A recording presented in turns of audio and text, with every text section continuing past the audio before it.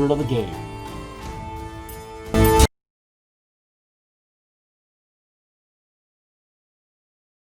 And we all know Lewanika never plays players that save drow. Yeah. that shit never happens. It's a first. Yeah. So yeah, this first was for everything. Plan. Of the Greek gods that are in this world of Sparrow, there's a chance for a new one to be arriving, unless this band of heroes. Oh, there's no chance. We gotta end this shit before it begins. She gonna get one foot in the door and get a toe chopped off. Either it gets stopped or we all die trying. Either way, I'm not meeting her. That self-mutiny was close to the time I had to separate you guys into the kitchen for talking too much. Oh man.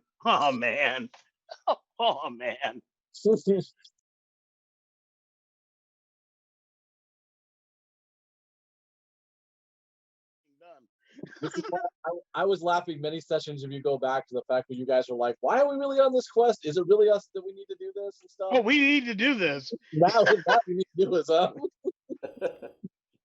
Now we know. And now you understand the players too. No, we don't know. The players know.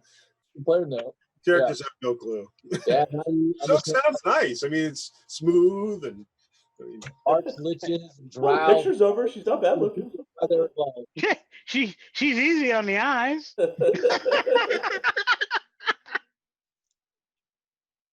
Maybe she can sing too. No, we don't want that. No. You're talking about a wizard who rose to power on her own, but infected by great evil power. No, we're not talking about that. Nope. No, we're not talking about that.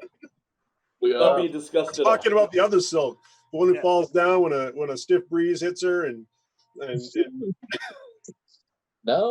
Maybe we're lucky, and it's like a different timeline where we get it before all that rise to power and still weak.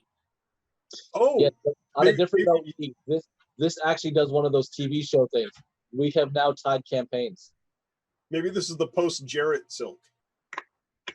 This just smacks of Battlestar Galactica, you know, like we're back at the beginning. I want to be more like Firefly. I don't want a season 2 of that. Wait a minute, does that make me 6? Oh, Valerian's Baltar and I'm 6. Great. Well, those two did hook up. Is this some kind of foreshadowing? I'm just saying. Just saying. All right, guys. Don't shame. I have essential oils. Don't plug the toaster in, I guess. All right, guys, I gotta get going. Y'all have a good night.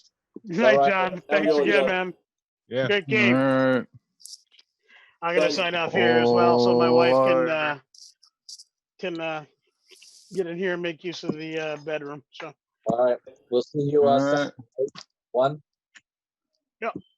Saturday 1. I'll get everything up and going by 12:30. So we can test in. And Matt, are you free tomorrow? Sometime. Sometime, sure. Yeah, I mean, I just want to check in and give you a heads up because I did finally meet with Caleb and got a couple of the details sorted out. So I just wanted to re-go over the history so it's not as glitchy as it was when we first did it. That'd be nice. Yeah. I started off rescuing a man, and by the time we got to the mountains, he was a kid. Yeah. The Benjamin Button. A little bit, but yeah. So we'll just just go over the retcons, make sure it's all smooth. And apparently that ritual had no effect because I didn't have a clue he was there. Oh, hey, Bison, that's fine, man. I'm glad you're heading back to work. That's a good thing. I'm hopefully working a couple. No worries. I will. Oh. I need to. I gotta do it. Rico must be talking to the Twitch folks. I gotta tweet out link and get the rest of the All right. Yeah, I'm gonna You I'm can gonna About this probably earlier.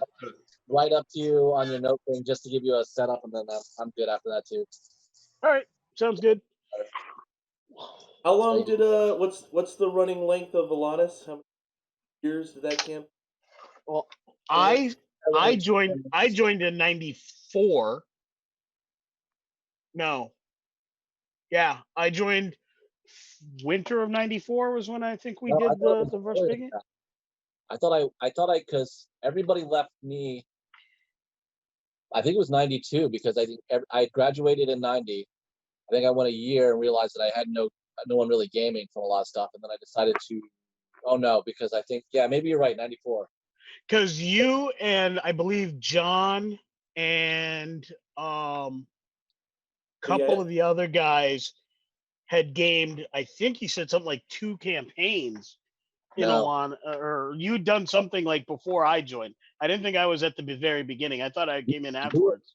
You were the original of all the Yeah. people, because it was you and Angelica and then it was Josh and Phil and all them. They were the core group. No, Josh and I came in '97. No, this was a different guy. This is not the same a Josh. different Josh. Not same Josh. Yeah, we're talking like when we did that big wagon train trying to free the people, and all the skeletons surrounded us. And Mind Soup in chat said you graduated 3 years after he was born. Ouch. Still We're, getting we're all old. I really love our Twitch followers, but that kind of hurts, man. We're not old. We're epic level. We're highly experienced. Yeah, he's throwing javelins that are hitting the Warforged now. Hurting me, baby, hurting me. This is why Arch Lich stuff is all in my wheelhouse, because I'm in that category. But You no, played Elannis original is D&D, we're level GG. level Yeah. 2. Let's say, If you, I mean, we ran Elannis. You started Elannis.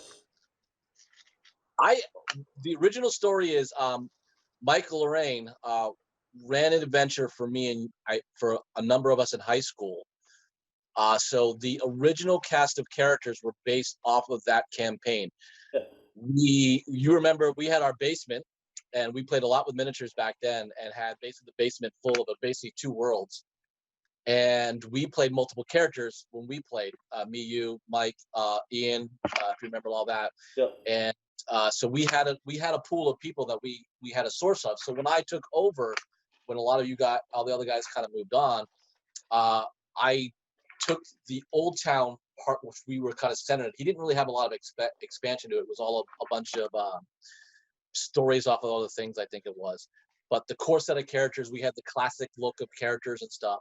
So the Earthheart name, that was a big deal. That was our paladin that had a center front. lace and silk. Yeah.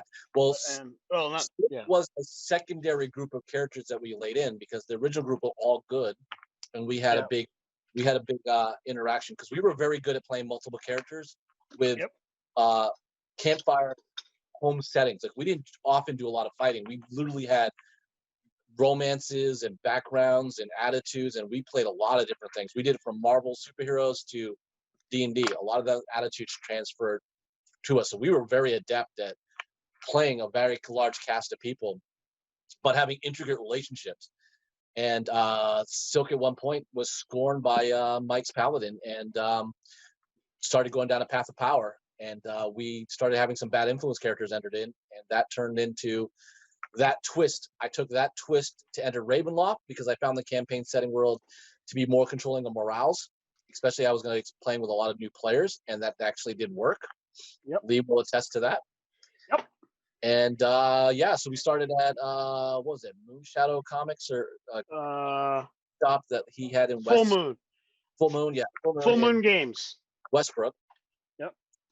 And the story that I tell that shocks everybody is, yes, we went probably 4 to 5 sessions in, and then Lee and all of us were mind boggled as the original group when we literally had 24 player count, and I didn't have the gall to say no, because it was somebody's shop I was running in, and I had never done it before. I had never run a campaign for a role playing setting, and I before I knew it, when we got up to like 14, I think the next thing I knew, we were up to 20 something, and then like a couple more showed up, and I was like, "What the hell is kind of going on?" I did not think I was running that good of a campaign back then. Yeah. 20 people at one time, mind you. Yeah, if I can, Ben, let me chime in how I came into this. So I had moved to Maine roughly 5 months before, had not found a gaming group. I gamed all the time down here in Connecticut with all my buddies.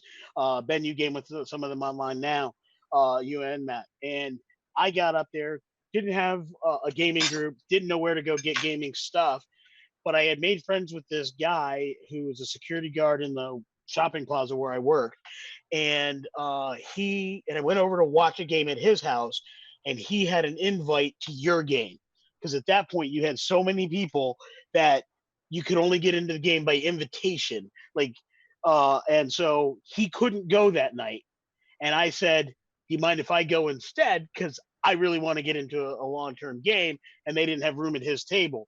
So he's like, "Yeah, go ahead." And then I contacted you or contacted Phil or something and got the okay to bring my girlfriend at the time with me. And we brought in characters and we went in there. And I think that first night that I went, I want to say there were close to 40 people, because you had multiple tables upstairs and 2 or 3 tables in the basement of that place. That was all one game. And I remember my first real conversation with you about the game, other than getting approval on my character and you saying you really liked that backstory and you could work with it, which scared me a little bit, was I wanted to hear a conversation that was happening. And your advice to me was, if you want to sneak up, because I was playing a rogue, if you want to sneak up and hear a conversation, just walk over there. And if you hear it, you heard it. And then you went on to another table. And I'm like, this is the game for me. I'm in. I'm all in. That was it. I was sold right at that point. That's yeah. Whenever people talk about, oh, 6 is the maximum amount of people you can have, I'm like, shh. We did that 30 years ago. You ain't got nothing on us. That was super large. And then when I got to handle everything, though, and a lot of things I give suggestion of running campaigns, though, is I took a lot of time to making background stories. And we consistently had 14 players, because there were a lot of people who wanted to join in my campaign. And I'm happy that I expanded as big as I was able to. I'm happy I had the skill set to do it, because I have met wonderful friends because of it. Obviously, all the people that are around from this. So yeah, it was a huge challenge, but I was delighted many times. I don't think I've had a few hiccups. And the Phil falling out was probably the most evident one, I think, for a lot of it. Other ones, everybody else was just kind of like life kind of got in the way and things like that. I think there was one other issue with another player that was odd.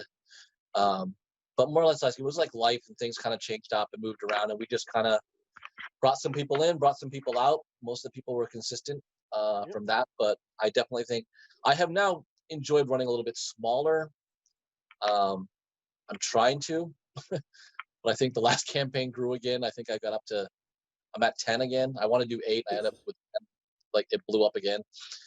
But when we say your campaigns are popular and you had all these players, I just want to point out, because it was a turning point in this gaming group. In order for me to join, I had to have a sponsor, B, fill out an actual paper application well before email. And yeah, C, I remember that. We had to go and participate in an adventure and get voted in after we had our one gaming session of probationary time. And if I remember correctly, that was a silent ballot that the actual applicant couldn't be present for. Right. He had to be in the other room. And there was running a secret society of D&D players. Yeah. Josh and I were both the applicants that night. The lead here was my sponsor. Yeah. But the party was already at 10, and everybody had a friend. Everyone kept telling about this campaign. Yeah, mine too. It had already gone at this time, I think for like 10 years. Over 5. So everybody had these friends that all heard about me and wanted in. I learned my experience from the first time I ran, when I ended up 20 some odd players. I said, I can't do that. I can't let everybody's friend in. And I didn't want to take one person's friend over another. So I was like, if you guys know this guy, then this candidate becomes more liable to come in and not have problems. And of course, this was after the Phil incident too. So we and not only that, we also had that one incident with that one player that was when you were living in Lewiston, that we found out after the fact was not a quality individual. No need to go into a lot of details, but that was a very scary and real world situation that had nothing to do with the hobby. But we as a group did not do our due diligence prior to, and we friggin' learned that lesson. Correct. That's true. I mean, there like I said, there was a number of reasons why we did it, and I'm glad that obviously Matt, got through by our standards. But we had to. I mean, again, it was so hard. Never knew. Yeah, it's insane. I just mentioned to Mindsoup talking in chat. He said that when they had a campaign in high school, they ran 12 people. Anything over 5 people. Well, I like the take that you mentioned, Lee, with running a large group of people, but doing it in sections. Have like anywhere from 4 to 6 in a group. Something. It's all the same world. It's kind of running simultaneously, but you can pick and choose. They cross into each other and make a bigger group. And I learned from that experience because after playing in Elannis for probably 6 years, I started running what I call satellite games. Like I would pick a different element of the world that our primary campaign wouldn't go into. It's kind of like we were making the Arrow universe on a D&D world, right? So like the NPCs of a given area or an organization that we came across, I would detail or come up with or work with Ben and come up with, we were playing second edition at the time, a kit that would kind of go with, that would fit the warriors of this particular area. So every city had signature heroes. Like you wouldn't just be a fighter of a given city, Greyheim. You could be a knight who was known as a Greyheim rider, where they got the special horse, they got this special training. Anywhere one of those characters would go, they would be known as being that, even if they were a single adventurer with a regular party of adventurers. So I could run a campaign in a different area. And they were tended to be smaller scale, but they frequently linked in some fashion. We might find an artifact and those heroes gave it to their king, who might be one of the actual players in the primary campaign or something like that. So we were kind of doing, that shared universe stuff at the D&D table, and that was so much fun. I had a lot of players who didn't necessarily make the cut, but still got to play in Elannis, and I still got to use some of the villains or show some of the main characters or give some of that flavor. Even though Ben and I, while we share a lot of things in common, have slightly different styles, so I was able to really do things in a different way and still do well with that. Yeah, I might add, if those that are actually following, I suggest if you really want to do a large thing, the one thing I was able to do, and because we played so long together, the group was very consistent. I was able to read my players to know who could handle the bigger scope of the role-playing element of interacting with the villains and make it a story. Again, it's a very open, vibrant story. And whose players that were very good at playing those support roles. So if you were ever thinking about a movie, you have main characters and you have you have like cameo guys, cameos and supporting actors and stuff. We had a number of people. We'd have about 4 people of the group that they were happy with that. They would be happy playing the support role. They would add a little bit of element, and it was easy also on me because I didn't have to have an NPC. These were people that could play people that were just generally supporting this character in general. Well, and that's a really good thing to point out insofar as, and one of the things that Elannis did best, and one of the reasons that large groups worked, is we had some sessions, 4, 5, 6 hour sessions, where we never rolled a or die. longer. Yeah, and we were fine. Like did not even regard it as a game that went nowhere. And even back in the big days where we were at different tables, we had like, Ben, you set up one of the coolest things I've ever seen in a tabletop game. It was very much like a LARP, where basically you seeded the information, and I forget exactly how you did it, but every player character knew one thing. There was a traitor amongst all of us. So 40 some odd players, one of them was a traitor. And the mission, the actual goal of the campaign, was not simply save the realm. It was you can't save the realm until you expose the traitor. By the way, the evil army's marching on the realm, so figure that one out. And so like like we were doing crazy things to expose traitors. Like you'd break off groups and try to figure out which guy could be trusted and which person couldn't be trusted, and so like Ben could be working with one group on one mission. Meanwhile, the rest of us are sitting around role playing in character to see if we could get somebody to trip up. And those are some of the absolute best sessions. I mean, just silly, stupid things. It's what I try because- to bring to my table is you guys' role playing ability. Like, I don't think a lot of people understand. They see so much joking around and goofing, and I do enjoy a good session, but a lot of my campaigns literally ran with those guys trying to figure out everyone's backstory. Because everyone had played so many years with me, they knew something was back there, and you had to dig it out of the player because the player was committed to its role. You guys were always wonderful at that. So I would see 2 to 3 players talking about a subject. I left a carrot dangling over their heads, and they would try to figure it out. And I could go deal with the other group there and do the same thing. It's kind of what I'm doing here. I don't think a lot of people see me chatting right now, but I'm playing the same things I used to do at these tables, which was just give you guys a little bit of something to work with, but you guys could interact and stay, knowing that I had 2 players involved instead of like, what am I looking at my phone and I'm wandering? Because I used to punish players bad. I would have. You don't know your backstory. You don't know what someone eats. Oh, yeah. What's the favorite saying out of you guys? Yeah. Know the password. Don't give the paladin to the succubus. Oh yeah, and don't give the paladin to the succubus. That's one of the things that I will say with that are watching.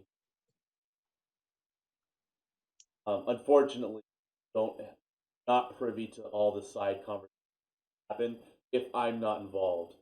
So those that are watching, the only screen other than all our faith, my chat, everyone talking to everyone or privately. There's been numerous side conversations. Ben and the other character, that you. I wish you could as an audience because it would give a better grasp of the overall story. But kind of seeing my eyes is what you guys are doing. Kind of keeps you in the dark of. Had some. If you catch this on YouTube, you may comment questions below. I usually get those comments, and I can't help. I will try to answer them, as long as it does not expose the players to privy information in the future.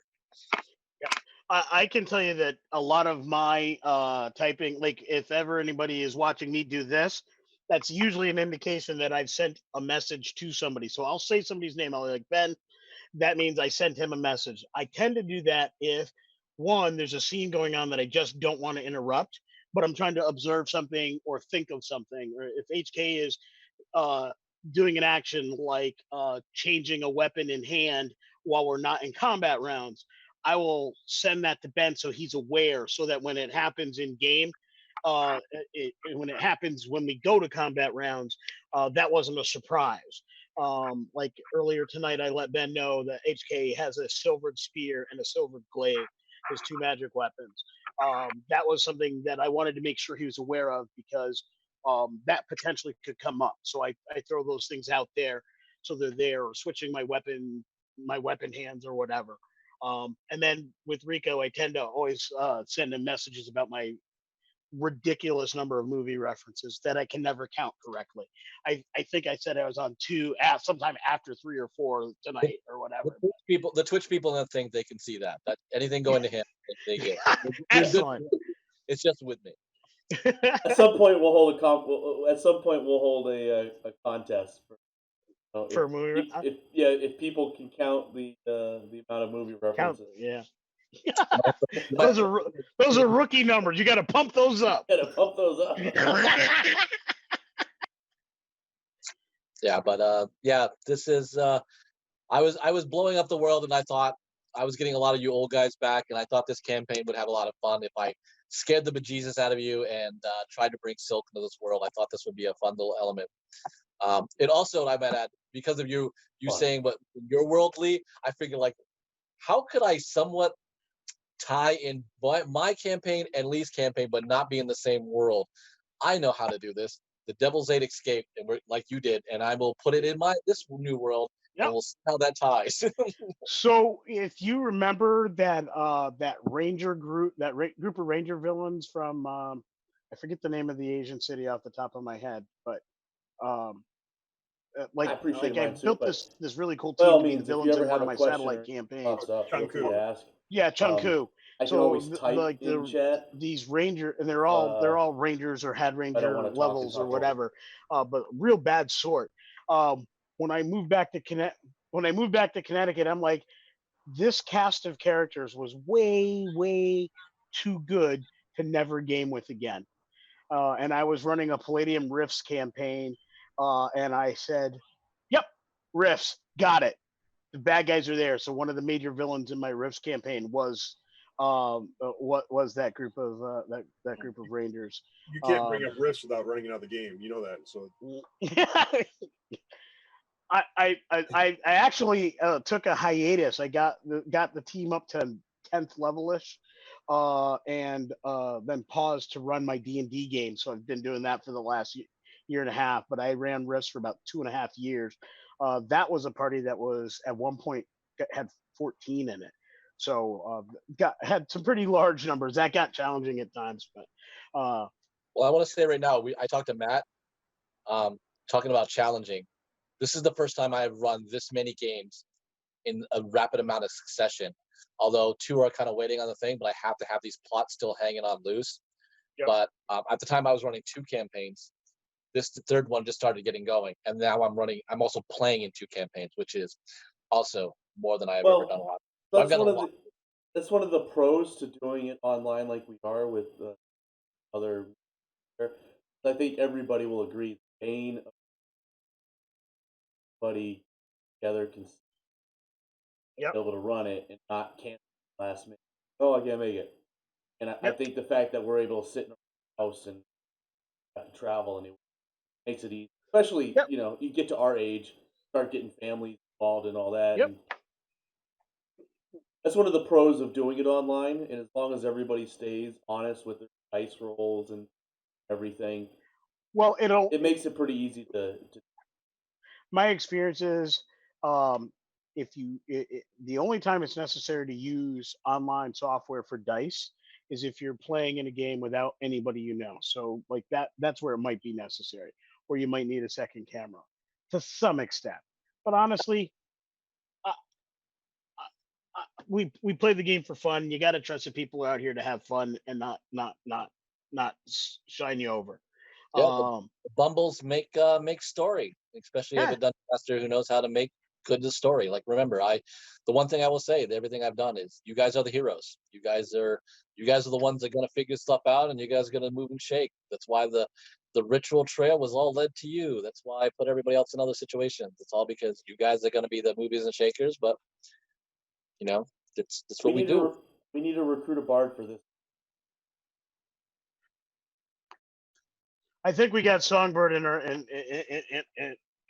we need to get Songbird into our group regularly because every good hero needs. True. I was testing out the music for my campaign afterwards. Yeah, that's my last movie reference for the night. That's your last one. You say it's your last one, but it won't be.